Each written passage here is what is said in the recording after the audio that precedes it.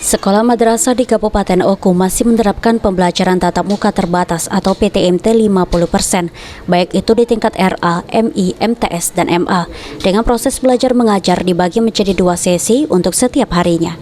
Kasih Pendidikan Madrasah Kantor Kemenak Oku Yanuartini menjelaskan, untuk proses jam belajar juga dibatasi per sesi selama beberapa jam saja. Seiring angka penularan pandemi COVID-19 di Oku cenderung menurun, serta jumlah masyarakat yang sudah vaksin cukup tinggi, Yanuarti berharap sekolah normal segera diterapkan. Dengan demikian proses belajar mengajar di sekolah madrasah bisa berjalan maksimal. Madrasah yang tidak ada pondoknya, madrasah menyelenggarakan pendidikan per sesi, jadi 50%. Kemudian juga untuk yang ada pondoknya, madrasah itu menyelenggarakan normal kegiatannya, tetap seperti biasa.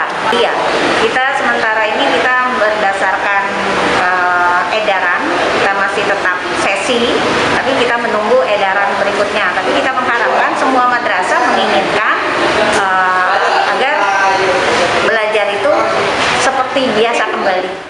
Sejauh ini jumlah pelajar di tingkat RA, MI, MTS, dan MA di Oku jumlahnya mencapai ribuan orang. Dan dalam penerapan PTM terbatas ini, Kemenak Oku mengingatkan kepada pihak tenaga pendidik dan pelajar untuk segera mengikuti vaksin COVID-19, serta tetap konsisten menerapkan protokol kesehatan. Standarisasi prokes merupakan hal yang wajib untuk dilaksanakan. Ari Pranika, PAL TV.